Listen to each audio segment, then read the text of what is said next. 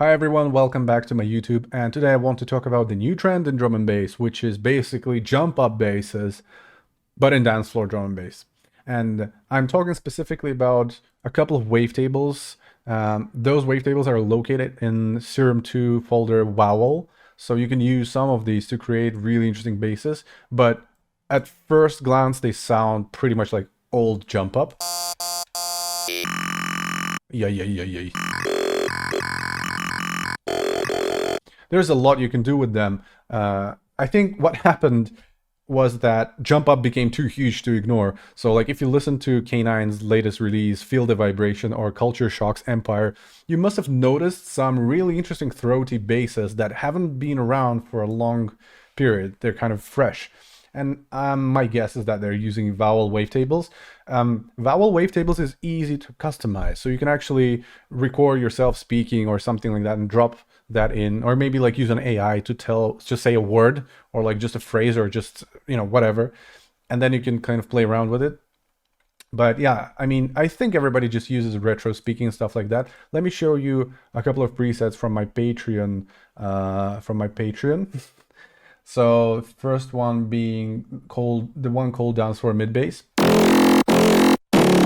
It's basically the combination of the two trends. Number one, Icon Has Kick wavetable, which was popularized by Subfocus around 2020 when he released a tutorial and he explained how he created his mid basses for solar systems there.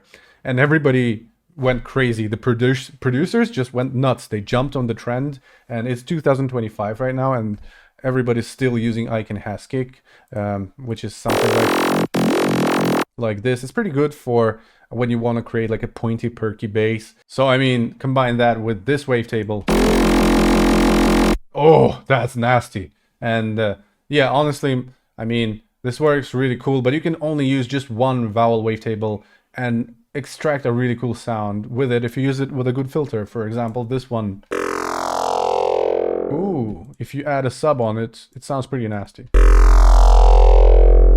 And you don't need to go wide with it. It's a very centered bass. But best part about it is that it saves so much mono information that it really slaps in the club. Like if you actually play tracks with this type of a bass, it's really, really loud. Someone like Circadian, K9, Culture Shock, a bunch of other producers, they try to implement this thing. And I guess that's kind of all there is to it. But let me quickly show you how you can make a bass with a vowel wavetable. You go to retro speaking, choose the right octave, whichever one you like. Depending on your DAW, you will have a different default octave.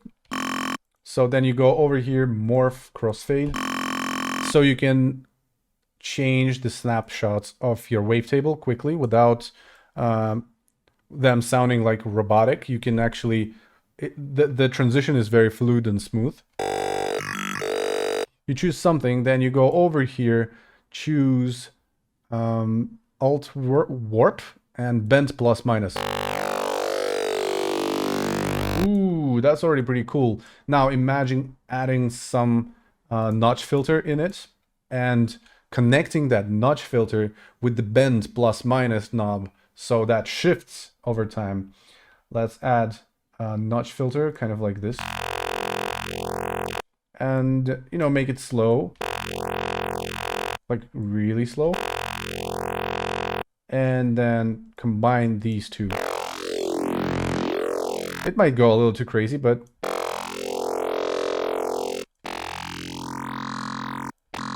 it's actually pretty cool. I like it, especially if you go like this.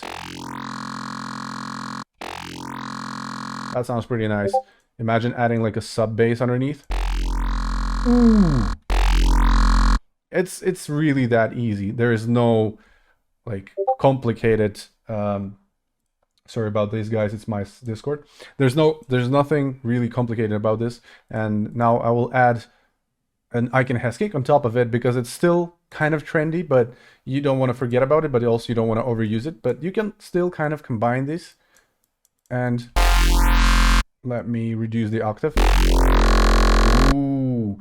So important thing, You don't want to overdo the distortion on these basses, because if you do, they will become whatever distortion wants it to be. It will usually adapt this waveform, so you will lose the whole point. So be very, very cautious. You can use a little bit, or you can use something like linear fold, like just 10%, 12%. Make sure you don't lose your bass.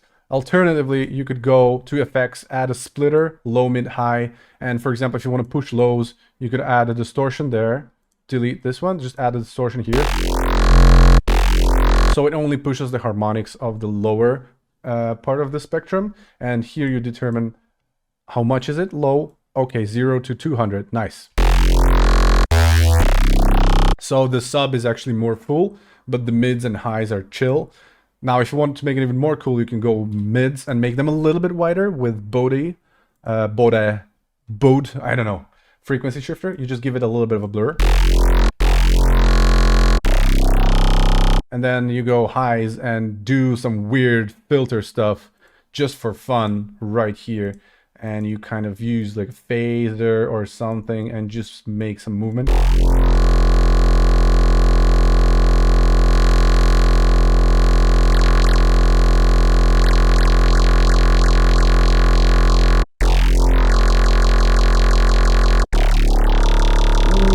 That is nasty, guys. So this is the recipe. I hope you liked it, and this is a trendy one. Listen to drum bass closely. You will understand exactly what I'm talking about, and you know, be cool, be fresh, and yeah, good luck to you all.